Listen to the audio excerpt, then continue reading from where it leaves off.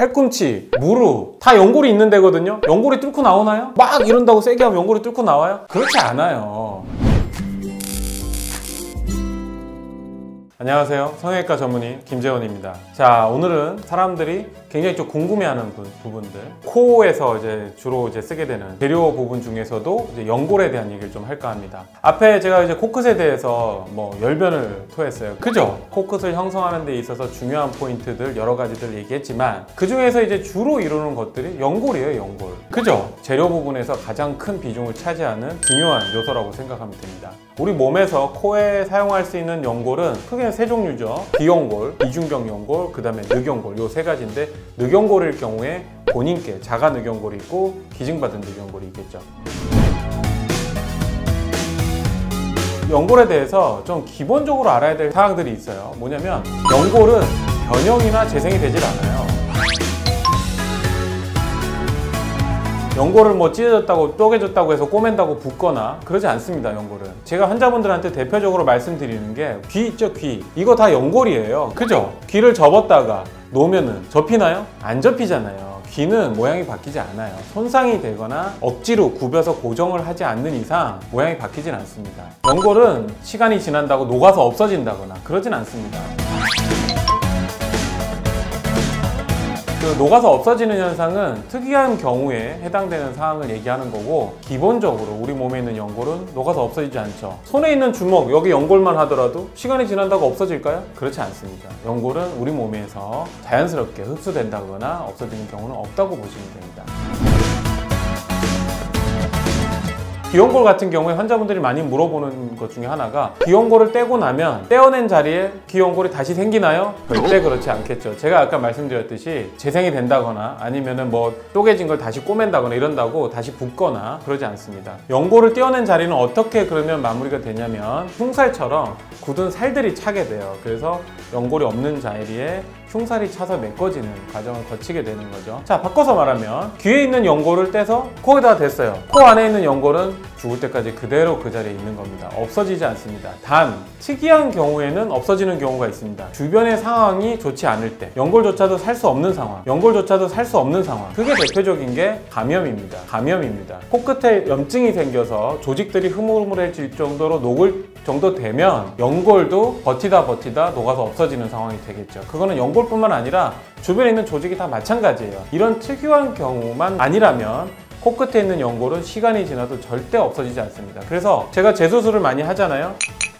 그 앞에 의사들이 연골을 가지고 어떤 모양을 만들고 어디다가 연골을 댔는지 정확히 알 수 있습니다. 이거는 재수술을 하시는 의사 선생님들은 다 아는 얘기들이에요. 환자분들이 아셔야 될 내용은 귀에서 연골을 뗐다고 해서 귀에 연골이 새로 생기는 게 아니라는 거. 그 연골을 코에다가 댔을 때 코 안에서 연골이 감염이 있어서 조직이 흐물흐물해지지 않는 이상 절대 녹지 않고 그 자리에서 그대로 유지된다는 거죠. 아시겠죠?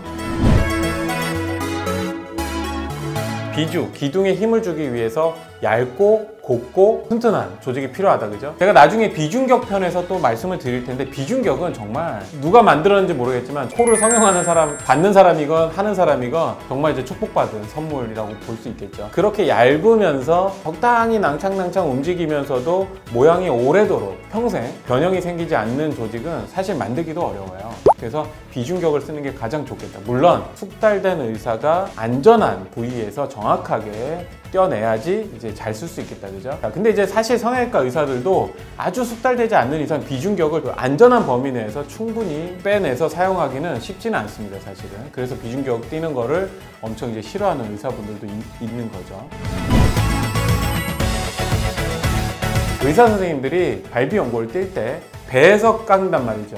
똑같은 속도로 똑같은 시간에 싹 베지 않는 이상 단면이 깎이는 정도가 달라지기 때문에 대패 말리듯이 말려서 나올 수밖에 없어요. 그래서 의사 선생님들이 두껍게 떼어가지고 또 잘라야 돼요. 칼 가지고. 여러분, 연필 깎아 보셨어요? 연필? 연필을 깎으면 나오는 껍질이 평평하게 나오는 게 아니라 말려서 나오죠. 깎는 행위 자체가 두께가 달라지고 단면의 성향이 달라지기 때문에 좀 휘거나 틀어질 수가 있다는 거죠. 그래서 저 같은 경우는 가능하면 비중격 연골을 사용을 하고, 비중격 연골을 사용하지 못할 시에는 본인 연골을 채취해서 쓰는 게 아니라 이미 가공이 다 돼서 판판하게 만들어진 기증받은 늑연골을 사용하게 됩니다.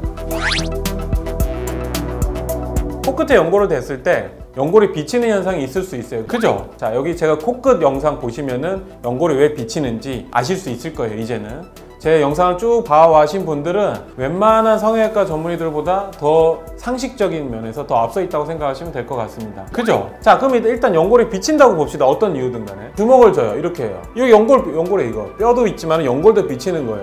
이러고 있는다고 나중에 이게 뚫리나요? 안 뚫리죠? 뚫리지 않아요. 자기 연골은 자기 살을 뚫고 나오지 않아요. 절대.